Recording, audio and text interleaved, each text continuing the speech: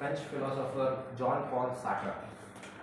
Now Sartre says, values are not created by reason alone. So I repeat here, values are not created by reason alone, but by human beings through their actions and choices.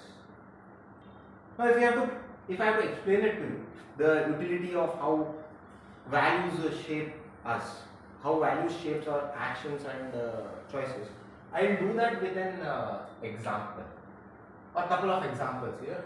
Have you heard of her? Malala Yousafzai? I'm pretty sure all of you have heard. Now if you have to describe Malala through certain values, what values will you generally take? Just what values, if at all asked in your ethics exam, is so if you have to describe Malala, what values do you think she possesses? Perseverance, okay. Courage, definitely. Then compassion, okay. Alright, let me just break it down for you. She fought for what? Primarily, if she one value she championed, what was it? Women education. It's women education, but can we say it as equality to make it more formal? Equality of men and women. Correct? So she fought for equality of men and women in education. Now, to fight for this equality, right? It was her principle. It was her guiding principle. That was her basis. But this itself was not alone. Because what happened when she advocated going to school, or when she herself went to school, Taliban in Pakistan opposed it. Now she had two choices: accept the threat to her and her family, keep quiet, or be courageous. Courage is something that you told. So she chose courage, again a value, over self-security. She could have easily given up. So there may be other girls who wanted equality in education, but there were very few who had the courage to oppose the fatwa that was given by Taliban. But unfortunately, Taliban attempted on her life. They attacked her, but she was resilient. She showed resilience to overcome that setback.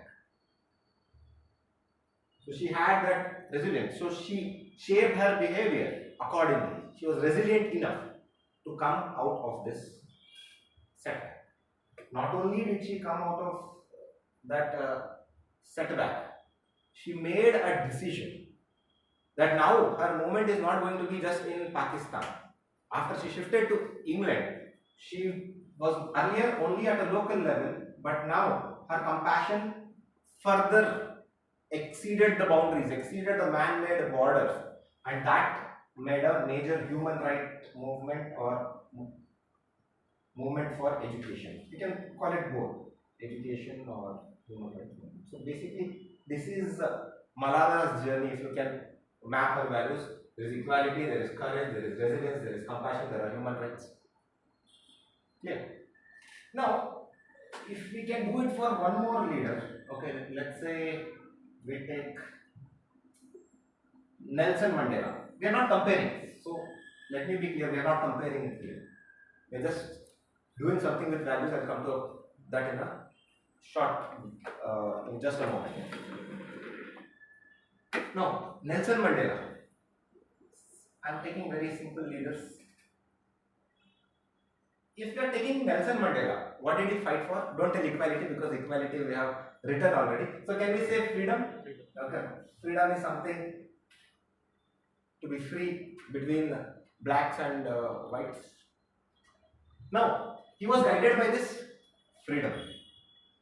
And now, with respect to the action, he had two choices: non-violent path and the violent path. And as you all know, he chose non-violence over violence. That is his, again, value. But what was the outcome? He was imprisoned for 27 years. So same thing here, resilience again repeats. He was there. But the thing here is apartheid ended due to both internal struggle as well as the external pressures. You would have studied in your world history. So coming back to that, after becoming the president of South Africa, he showed one more value, because all the friends he had in the black community wanted to avenge the historical injustices in South Africa on the blacks. As a president, he chose to forgive, and he showed the value of forgiveness.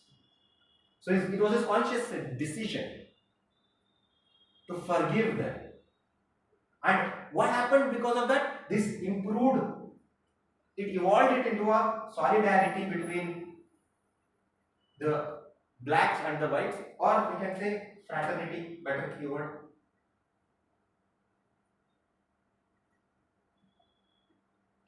So freedom, non-violence, resilience, forgiveness, solidarity, and fraternity. Again, these are the values that Nelson Mandela displayed. Now, coming to how values have shaped them.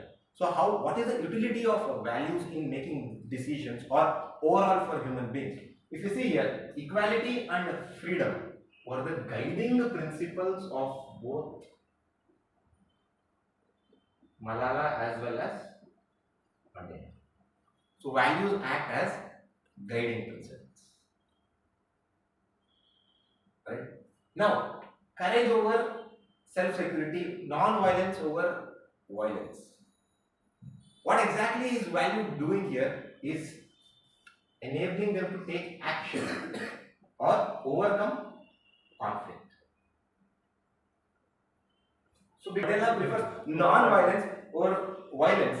That means he can, if there will be no conflict, or he will have a clear cut what action to take. Same with Malala. Now coming to resilience, it shapes their behavior. Because if it was any ordinary person, after 27 years of incarceration, after a serious assassination attempt, would have given up. But this resilience shaped their behavior. And not only that, this will also enable to take decision. Both took a conscious decision of continuing their struggle with respect to being compassionate, with respect to forgive. Because without this value of forgiveness, this decision becomes very difficult. Because he had pressure from others to avenge, to revenge, but he chose to forgive. And if you can see this, Malala's journey, it started as a localized movement, now it is a global movement. What started as a small struggle against for equality between blacks and whites became a global movement. So that means values keep evolving. So they are evolutionary in nature. So they will be static, but as human beings change, the values also change. As Plato very rightly says, man is not defined by his appearance or status, but by the values he upholds. And these two, a small girl and an oppressed man, change the course of world by just upholding the values of equality, courage, freedom, forgiveness. Right? That acted as the guiding principles, enabled them to take actions, shaped their behavior, enabled them to take right decisions, and most importantly, kept on evolving. Right? So this will be the basic premise for today's question. So I am forwarding today's question. So you have 7 minutes. Then we will discuss. Online students, you can pause the video, and then we can start watching it after we are done. Time starts now.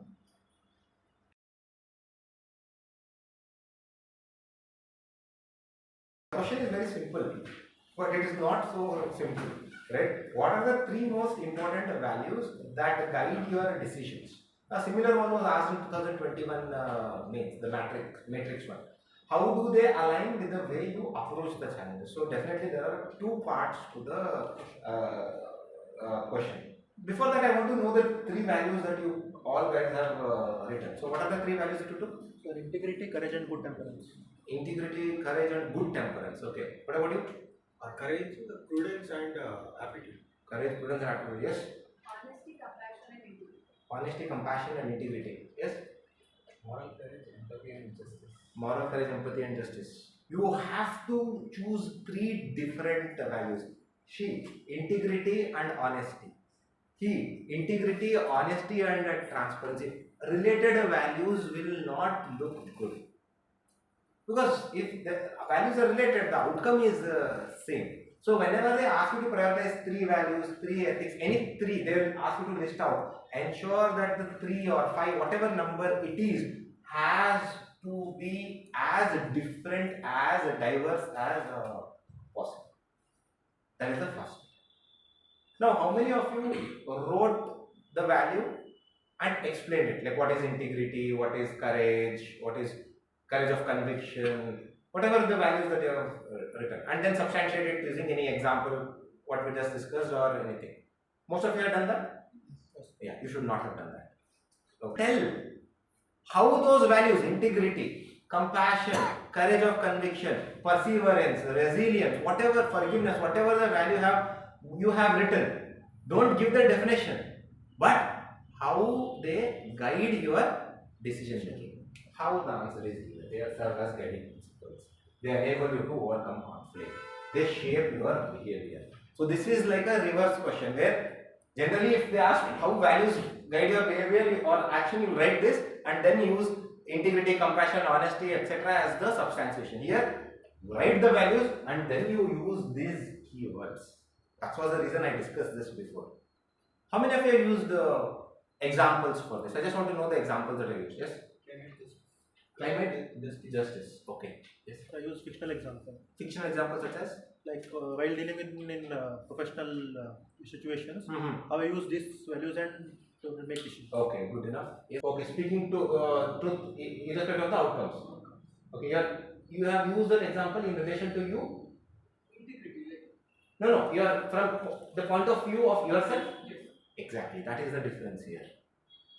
I don't want climate justice or Pelicott or Mahatma Gandhi or Malala Yousafzai. I want you, because the question clearly asks in both sections, what are the 3 most important values that guide your decision, and most importantly, how do they align with the way you approach or deal with challenges. So the third trap is you have to write from your point of view. You have to give your own examples here, no matter how mundane they are. Always remember, if they ask from your point of view, the answer in GS4 should be from your point of view. So there are 3 traps. One trap is very simple. It has to be diverse values have to be there. Second, this is how it dictates your action that you take. And third thing is the examples. Okay, should be from your own point of view. You should give. This is how you deal with challenges with respect to the aforementioned 3 values.